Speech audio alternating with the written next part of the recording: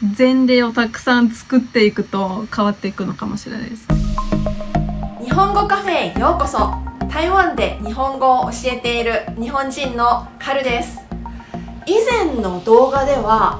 日本で活躍されているオーストリア出身のプロ歌手ヤナさんにどのようにして日本人顔負けの日本語を身につけたのかっていうことについてお話を伺いました。今回は外国人として日本で生活する上で何か挑戦になることはないかについてお話をお聞きします。今回は皆さんの日本語リスニング力を高めるために何問かの問題を設けました。そしてそれぞれの問題の後にまずは字幕なしで会話を聞いてもらって答えを確認してもらった後で字幕付きの会話を見てもらいます。5問中何問正解することができるか挑戦してみてください。ではまず第1問です。ヤナさんの日本滞在について正しいのはどれですか？ A、ヤナさんはコロナ期間もずっと日本にいた。 B、ヤナさんはコロナが落ち着いてから日本に初めて来た。 C、ヤナさんはコロナ前の滞在とコロナ後の滞在を全部合わせて2年くらい日本に滞在している。 D、ヤナさんは2019年から2022年まで日本にいた。じゃあ今から字幕なしの部分をよーく聞いてください。ヤナさん今日本に住んでらっしゃるんですよね。今どれぐらいですか？そうですね、今2年ぐらいですね。まだ2 2年年ちょいですかね。ある意味だからコロナが落ち着いてからみたいな感じですか？今の2年は合計っていう意味でそのコロナになるちょい前に一回留学しに行って2019年の夏に一回大阪留学しに行って、なるほど。だから関西弁うまいんだそこで1年過ごしてで一回帰ってでコロナで戻れなくて、で2022年の秋にまた来て、それからいますね。はい、答えが分かりましたか？これは C のヤナさんはコロナ前の滞在とコロナ後の滞在を合わせて約2年日本に滞在しているんですね。コロナ前に留学で日本に1年滞在して、その後はコロナ後に日本にいらっしゃいましたが、日本滞在の期間は合わせると約2年だっていうことでしたね。では今の場面を字幕ありで見てみましょう。ヤナさん今日本に住んでらっしゃるんですよね。今どれぐらいですか？そうですね、今2年ぐらいですね。まだ2 2年年ちょいですかね。ある意味だからコロナが落ち着いてからみたいな感じですか？今の2年は合計っていう意味でそのコロナになるちょい前に一回留学しに行って2019年の夏に一回大阪留学しに行って、なるほど。だから関西弁うまいんだそこで1年過ごしてで一回帰ってでコロナで戻れなくて、で2022年の秋にまた来て、それからいますね。はい、では次の問題です。次の文で間違っているのはどれですか？ A、ヤナさんは日本でアーティスト活動ができて嬉しく感じている。 B、ヤナさんは毎日日本語を勉強するのが大変だと感じている。 C、ヤナさんが大阪でなくしたと思っていた携帯電話は警察に届けられていた。 D、ヤナさんはオーストリア帰国中にロックダウンについての曲を作った。じゃあ見てみましょう。じゃあもしかしてロックダウンの曲、あれもすごくいい曲ですけどあの曲は日本じゃなくてオーストリアで作った曲なんですか？はい、そうったんだじゃあ日本に住んでいてまあ両方ですね良かったなって思うことといい意味のカルチャーショック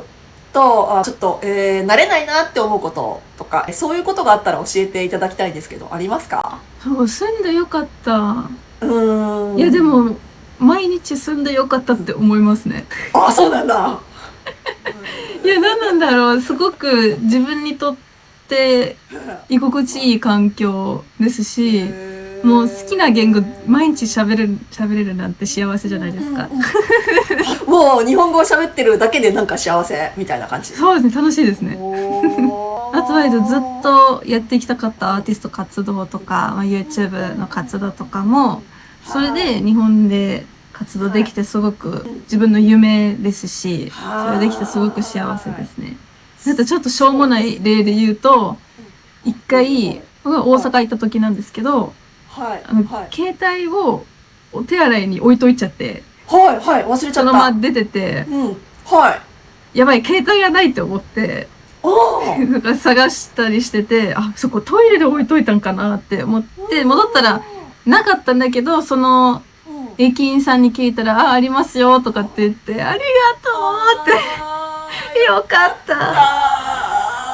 そう駅のスタッフとかたくさんいて、よかったねとかっておじさんたち言ってくれて、日本でよかったって言ったらめっちゃ笑ってくれましたじゃあもしかしたらヨーロッパとかだったら、それはもうないことが多いですか？そうですね、戻った時に携帯がまだあるとは限らないですね。誰かが持って帰っちゃうとかはありますね。じゃあまあ治安っていう意味で住みやすいという感じることもあるわけですね。そうですね。はい、これは簡単だったと思います。答えは B のヤナさんは毎日日本語を勉強するのが大変だと感じているですね。ヤナさんはどちらかというと逆のことをおっしゃっていましたね。日本に住むことができて、そして毎日自分が好きな日本語を話すことができて楽しいとおっしゃっていました。ヤナさんが日本語をどのように習得したかについては以前のこちらの動画を参考にしてみてくださいね。では今の部分を字幕付きで見てみましょう。じゃあもしかしてロックダウンの曲、あれもすごくいい曲ですけどあの曲は日本じゃなくてオーストリアで作った曲なんですか？はい、そうだったんだじゃあ日本に住んでいてまあ両方ですね良かったなって思うことといい意味のカルチャーショックとちょっと、慣れないなって思うこととかそういうことがあったら教えていただきたいんですけどありますか？そう住んでよかった。いやでも毎日住んでよかったって思いますね。あ、そうなんだいや何なんだろう、すごく自分にとって居心地いい環境ですし、もう好きな言語毎日喋れるなんて幸せじゃないですか。もう日本語を喋ってるだけでなんか幸せみたいな感じ。そうですね、楽しいですね。あとはずっとやっていきたかったアーティスト活動とか、YouTube の活動とかもそれで日本で活動できてすごく自分の夢ですし、それできてすごく幸せですね。あとちょっとしょうもない例で言うと、一回大阪行った時なんですけど、携帯をお手洗いに置いといちゃって、忘れちゃった。そのまま出てて、やばい携帯がないって思って、なんか探したりしてて、あ、そこトイレで置いといたんかなって思って戻ったらなかったんだけど、その駅員さんに聞いたら、ありますよとかって言って、ありがとうってよかった駅のスタッフとかたくさんいて、よかったねとかっておじさんたち言ってくれて、日本でよかったって言ったらめっちゃ笑ってくれましたじゃあもしかしたらヨーロッパとかだったら、それはもうないことが多いですか？そうですね、戻った時に携帯がまだあるとは限らないですね。誰かが持って帰っちゃうとかはありますね。じゃあまあ治安っていう意味で住みやすいという感じることもあるわけですね。そうですね。はい、では次の問題です。次の文の中で間違っているのはどれですか？ A、ヤナさんは日本に来る前から日本のことについてよく調べていた。 B、ヤナさんは日本で自分のような活動をしている外国人が多いことを知って驚いた。 C、ヤナさんは日本の法律のある部分が少し古いのかもしれないと感じた。 D、ヤナさんはビザのことでいろいろ困っている。じゃあ見てみましょいい方のカルチャーショック、はあ私の場合はやっぱ結構その日本に来る前たくさん日本について勉強してきたので、はい、あんまりめちゃくちゃカルチャーショックっていうことが少なくて、う。もう知ってる、だいたいこんな感じっていう予想そうがついてた。大体こんな感じっていうそう割とリアルなイメージがあったので、だから、なんか思ってたのと違うみたいなところは少なかったですか？そうですね、なんか思ったより大変だなって思ったのがやっぱビザですね。それはですね、カルチャーショックというよりもなんか、そうですね、カルチャーっていうより、でもその中に入ってくるその、法律ってちょっと古いのかなって感じるんですよね。多分特にそういうビザする時とかは、そっか、自分みたいな活動やってる人って外国人にはなかなかいないんだなって実感したところで、だからそのやっぱ普通からちょっと離れるといろいろ難しくなっていくっていうことが日本だと特にあるように感じて、こういう例っていうのが少ないからみんな慣れてないという。慣れてないっていうか、それに当てはまる法律がないっていう。そういうこと。はい、答えが分かりましたか？答えは B のヤナさんは日本で自分のような活動をしている外国人が多いことを知って驚いたですね。ヤナさんは逆のことをおっしゃっていましたね。自分のような立場の外国人が少ないことに驚いたと言っていました。では今の部分を字幕ありで見てみましょう。いい方のカルチャーショック、私の場合はやっぱ結構その日本に来る前たくさん日本について勉強してきたので、あんまりめちゃくちゃカルチャーショックっていうことが少なくて、もう知ってる、だいたいこんな感じっていう予想がついてた。そう大体こんな感じっていうそう割とリアルなイメージがあったので、だからなんか思ってたのと違うみたいなところは少なかったですか？そうですね、なんか思ったより大変だなって思ったのがやっぱビザですね。それはですね、カルチャーショックというよりもなんか、そうですね、カルチャーっていうより、でもその中に入ってくるその、法律ってちょっと古いのかなって感じるんですよね。多分特にそういうビザする時とかは、そっか、自分みたいな活動やってる人って外国人にはなかなかいないんだなって実感したところで、だからそのやっぱ普通からちょっと離れるといろいろ難しくなっていくっていうことが日本だと特にあるように感じて、こういう例っていうのが少ないからみんな慣れてないという。慣れてないっていうか、それに当てはまる法律がないっていう。そういうこと。はい、次の問題です。次の文の中で間違っているのはどれですか？ A、海外ですでに活動しているアーティストが日本でライブを開くためのビザは取りやすい。 B、日本に住みながら音楽活動をするというビザを取るのは難しい。 C、日本で開催するライブの日程を増やすことは難しくない。 D、ヤナさんのビザでは開催するライブの規模が指定されることがある。では字幕なしで聞いてみましょやっぱりそのアーティストの場合は特に難しくて、やっぱりその日本で外国人としてライブしに行くってなったら、もう海外で活動していて、じゃあ日本ツアーもやりますってなって、じゃあこことここやります。一回来て帰るっていう前提のビザなんですよ。だからその住みながら活動をやるっていうのが、そういうビザがないんですよ。ちゃんと。そのライブを申請するときっていうか、そのビザを更新するときに、こことこことここやります。で、この期間、例えば大体3ヶ月しか降りないんですけど、3ヶ月が降りて、でその3ヶ月の間にもしかしたらここもライブしていいよっていうのが来てもできなくて、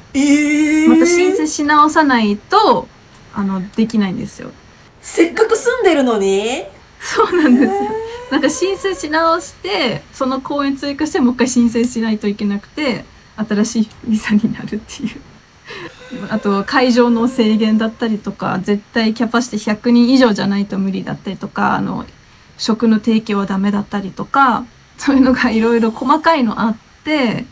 やっぱその住みながらライブとかアーティスト活動をやるっていう条件に当てはまるビザがまだないっていうところでちょっと苦労はするかなと思うんですよ。それで、はい、答えは C の日本で開催するライブの日程を増やすことは難しくないですね。実際には逆のことをおっしゃっていましたね。最初に設定していたライブの回数を後で増やそうとすると結構できないことがあると言っていましたね。これは私も初耳でしたのでびっくりしました。海外から日本でアーティスト活動をするために日本に来ている外国人にとってはまだまだ法律が整備されていないのでいろいろ苦労することがあるようです。では今の部分を字幕ありで見てみましょやっぱりそのアーティストの場合は特に難しくて、やっぱりその日本で外国人としてライブしに行くってなったら、もう海外で活動していて、じゃあ日本ツアーもやりますってなって、じゃあこことここやります、一回来て帰るっていう前提のビザなんですよ。だからその住みながら活動をやるっていうのが、そういうビザがないんですよ。ちゃんとそのライブを申請する時っていうか、そのビザを更新する時にこことこことここやります、でこの期間、例えば大体3ヶ月しか降りないんですけど、3ヶ月が降りて、でその3ヶ月の間にもしかしたらここもライブしていいよっていうのが来てもできなくて、また申請し直さないとできないんですよ。せっかく住んでるのに。そうなんですよ。なんか申請し直してその公演追加してもう一回申請しないといけなくて、新しいビザになるっていう。あと会場の制限だったりとか、絶対キャパシティ100人以上じゃないと無理だったりとか、食の提供はダメだったりとか、そういうのがいろいろ細かいのあって、やっぱその住みながらライブとかアーティスト活動をやるっていう条件に当てはまるビザがまだないっていうところでちょっと苦労はするかなと思うんですよ。それで、では最後の問題です。次の文の中で正しいのはどれですか？ A、 3ヶ月のビザがあれば銀行口座を作ることができる。 B、 3ヶ月のビザがあれば住民登録をすることができる。 C、 3ヶ月のビザがあれば確定申告をすることができる。 D、 3ヶ月のビザがあれば郵便局で税金を返してもらえる。じゃあ字幕なしで聞いてみましょう。それでその長く住むつもりでいるじゃないですか、私。でそれで3ヶ月のビザしか降りなかったら住民登録もできないし、銀行口座作れないしでも税金はそれでも払うじゃないですか。で例えば確定申告して、じゃあ税金ちょっと戻ってきますよって、嬉しい、やったーって受け取りに郵便局で受け取れるんですよ、銀行口座がないと。そこで紙持ってって「お願いいたします」って言ったら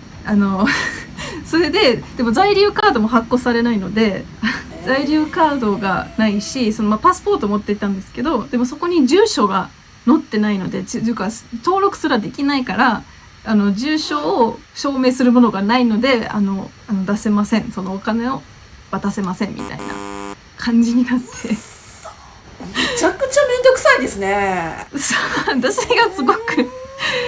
特別な特殊な外国人ですからそういうことなんですね。そう携帯の請求書とか家の契約書を持って行ったんですけど、いやそれだとダメなんですとか言って、なんで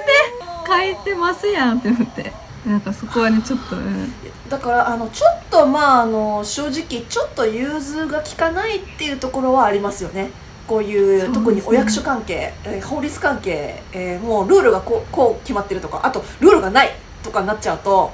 もう止まっちゃうっていうそうですね。郵便局のスタッフもやっぱりこう自分がは言われた通りのルールに従わないとまずいし、でもなんかもうすごい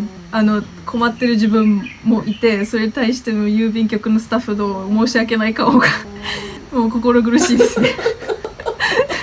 本当ぜひそういうなんていうか法律の整備していただきたいですね。だからまあ多分ヤナさんがパイオニアっていうかフロンティアになってるかもしれませんね。ヤナさんの次の人はもうちょっと楽になるかもなってほしいですけど、